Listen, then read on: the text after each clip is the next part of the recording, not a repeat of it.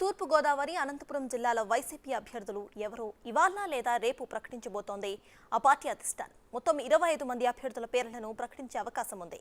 CM జగన్తో భేటీ అయిన Sajjala, Botsa, YV Subbareddy అభ్యర్థుల ఎంపికపై చర్చించారు. సజ్జల, బొత్స, వైసీపీ అభ్యర్థుల 2 జాబితాలను కూడా ప్రకటించే ఛాన్స్ ఉంది.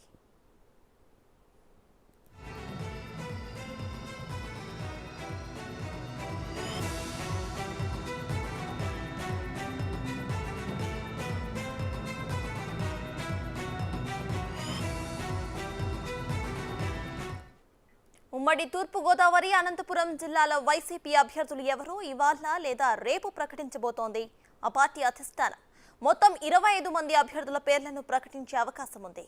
సీఎం జగన్తో భేటీ అయిన సజ్జల, బొత్స, వైవి సుబ్బారెడ్డి అభ్యర్థుల ఎంపికపై చర్చించారు. సజ్జల, బొత్స, వైసీపీ అభ్యర్థుల 2 జాబితాలను ప్రకటించే అవకాశం ఉంది.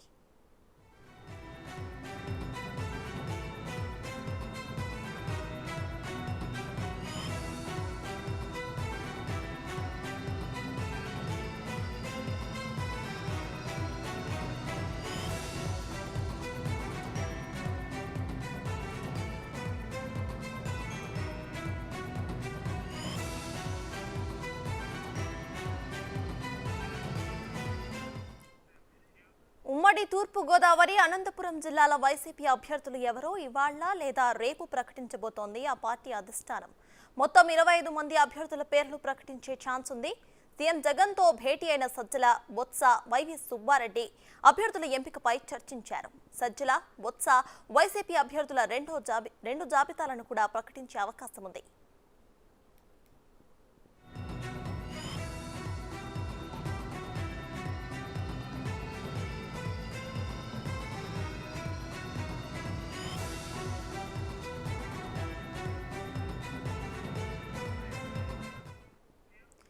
ఇక వైసీపీ అభ్యర్థుల లిస్ట్ కు సంబంధించిన పూర్తి డీటెయిల్స్ ను మా ప్రతినిధి శివ అందిస్తారు.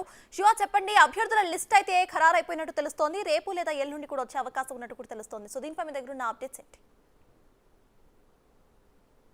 మొత్తమే చూసుకుంటే వైఎస్ఆర్సీపీ దాదాపుగా ఇప్పటి వరకు కూడా ప్రశాంతంగా ఉన్నారు. అభ్యర్థుల మార్పులు చేర్పులకు సంబంధించి గత 15 రోజుల కారణంగా విరామం ప్రకటించారు.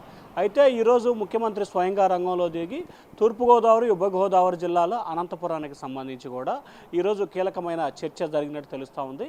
దాదాపుగా ఈ 3 జిల్లాలకు సంబంధించి 20 నుంచి 25 మందితో ఒక జాబితా, అలాగే ఉత్తరాంధ్రకు సంబంధించి 10 నుంచి 15 మందితో మరొక జాబితా, అలాగే గుంటూరు, కృష్ణా, ప్రకాశం, నెల్లూరు జిల్లాలకు సంబంధించి మరొక 15 మందితో మరొక జాబితా, దాదాపుగా 3 జాబితాలకు సంబంధించి సిద్ధం చేసినట్లు కూడా తెలుస్తూ ఉంది.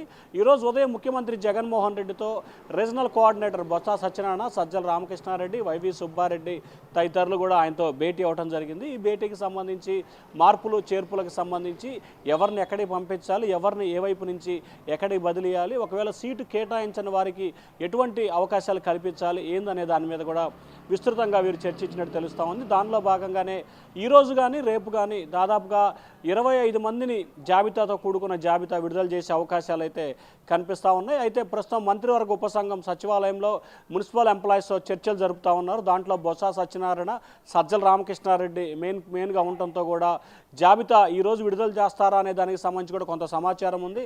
అయితే సాయంకాలం 6 గంటల తర్వాత ఈరోజు జాబితా విడుదల చేస్తారా, లేకపోతే రేపు మరికొన్ని కలిపి జాబితాను విడుదల చేస్తారా అనే దానికి సంబంధించి కూడా చర్చ అయితే జరుగుతూ ఉంది.